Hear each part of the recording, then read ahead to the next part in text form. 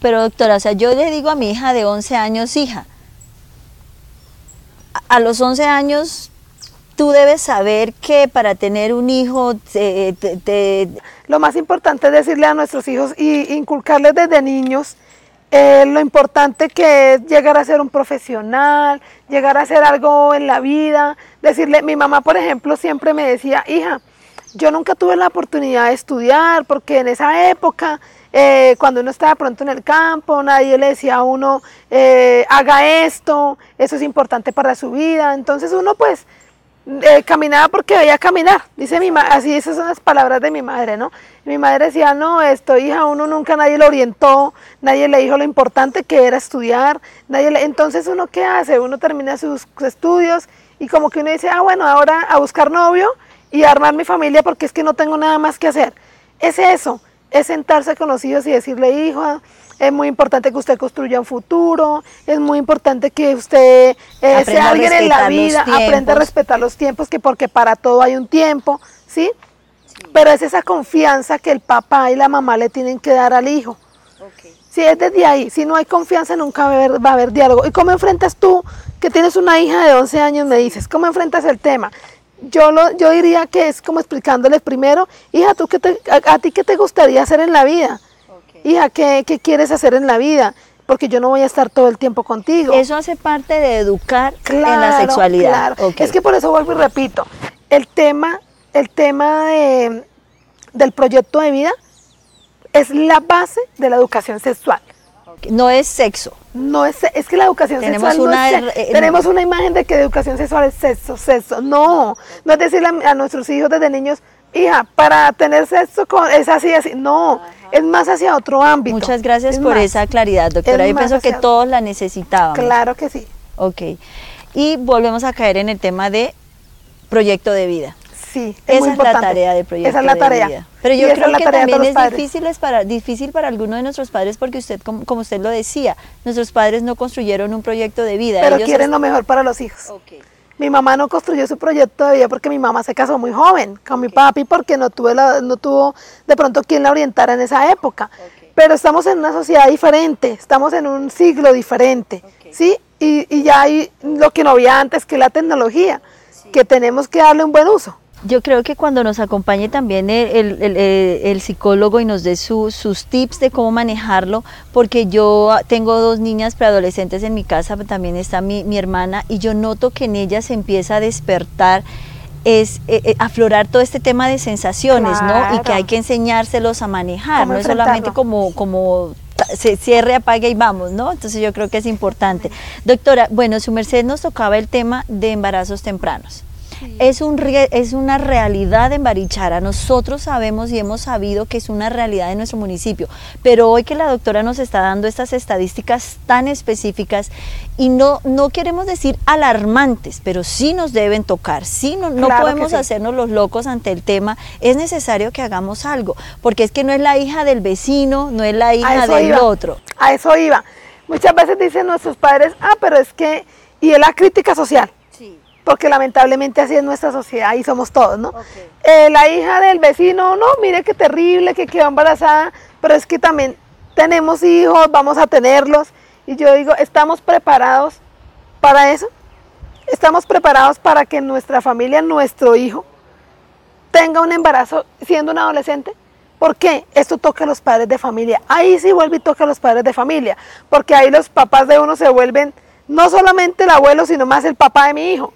Porque yo no estoy preparada para criar a mi hijo porque todavía no he salido de mi crianza, sí, porque uno en la adolescencia apenas está explorando como el mundo y quiere, como dice hay una frase muy cierta que dice, uno quiere comer el mundo de una vez y como hacer de todo y no está preparada para ello. Ahora menos están preparados para criar a otro bebé, sí, para llegar a enfrentar tanta responsabilidad. Entonces mira que toca también los padres de familia. Así como la educación sexual no es solo sexo, tener un hijo no es solamente, parir, decirlo en el tema. Exactamente. Exacto. Sí, entonces hay que pensar en las consecuencias que nos trae y en que ese hijo, yo por ley, porque también asumo como mamá una responsabilidad legal, que es salvaguardar los derechos de ese hijo que acabo de tener. ¿Qué sucede Si yo como adolescente tengo mi hijo y no quiero ir a llevarlo al control de crecimiento y desarrollo, ¿por qué no quiero? Tiene unas consecuencias. Okay. Sí, porque la comisaría de familia me Ujú. puede llamar, porque ya tengo una consecuencia legal. Entonces es muy grande la responsabilidad. Sí, es demasiado compleja la responsabilidad. Muy sabias las palabras de todo tiene su tiempo, ¿no? Todo tiene su tiempo. Doctora, y para continuar con el tema, entonces es el tema, su merced nos decía que dos grandes situaciones o consecuencias específicas sobre la no educación sexual, una, embarazos tempranos. Y la otra es que estamos enfocándonos solo hacia embarazos Exacto. tempranos. Y nuestras mamás dicen, ay, chévere, mi hija no quedó embarazada. Pero chévere, bien. Pero es que se nos escapa un tema muy importante que son las infecciones de transmisión sexual. Infecciones de transmisión. Sí, ya no se llaman enfermedades de transmisión sexual, ahora se llaman ITS o infecciones de transmisión sexual. ¿Qué quiere decir esto? Muchas veces hasta el adolescente la tiene y no sabe que la tiene. Porque muchas veces es asintomática, ¿sí? Y es más peligrosa. Porque al ser asintomática, cuando ya va a aparecer el síntoma es cuando está muy avanzada la infección, y si vamos a irnos a un extremo, podemos llegar a hablar hasta de un VIH, a un SIDA, que uno dice, uy, no, mi hijo nunca. Pero es que muchos adolescentes, y esos casos se han visto, que con una sola relación sexual con la persona equivocada, salen contagiados. Su merced nos ha aterrizado porque nosotros cuando empezamos a concebir este programa, este es uno de los primeros programas que primero empezamos a gestar, nosotros pensamos en embarazos tempranos. Entonces, yo le hago la pregunta que le hice con respecto a los embarazos tempranos. ¿En Barichara tenemos situaciones de infecciones de transmisión sexual, doctora? En el momento estadística como tal no tengo, pero sé que sí las tenemos. Okay. Sí, señora. De hecho, es un tema que toca a todas las sociedades. Acá no solamente, o sea, acá no, en esto no se distinguen estratos ni familias. Es un tema que nos toca a todos. Es decir, drogadicción, embarazos tempranos, son para toda la comunidad. No es decir que a mi hijo nunca le va a suceder eso, porque no sabemos, y por lo mismo, porque no estamos preparados como padres para enseñarle a nuestro hijo a tener si ya inició su vida sexual, ¿sí? Sí. A tener una vida sexual responsable, porque es que responsable no es solamente evitar un embarazo, es evitar un contagio o una infección de transmisión sexual y aprender a querer el cuerpo. No es que porque me gustó y quiero explorar, entonces ahí es donde inicia el desconocimiento del adolescente y empieza a decir, bueno, voy a explorar y hoy estoy con mi novio, mañana termino con mi novio y ya con otro, porque así es donde se empieza a propagar este tipo de infecciones, ¿sí? Entonces es como estar muy al pendiente de este tema. Por favor, padres de familia, yo sí los invito a que de pronto primero se enteren de cuáles son las infecciones de transmisión sexual, que luego vamos a tener. Tengo la voluntad administrativa de decirle a un profesional de medicina del hospital o una enfermera jefe que los acompañe en este programa tan importante para que les expliquen más a los padres de familia cuáles son esas infecciones de transmisión sexual. Okay. y cuáles son las consecuencias, ¿sí? Okay. Para que estén nuestros padres ahí, o sea, acompañando y que el adolescente sepan qué le puede suceder y que si presenta un signo o un síntoma no se quede callado por temor, por pena, y que se acerque al hospital. Para eso estamos, para orientarlos y para colaborarles. Dos últimas preguntas, doctora. Cuando usted habla desde el punto de vista de salud pública, es nuestro parecer, puede ser que estemos equivocados, pero tal vez es nuestro parecer que el Estado asume que nuestros hijos están teniendo relaciones sexuales a tempranas edades. Sí. O sea, los inocentes de ti, los ignorantomos, sí. Somos los papás.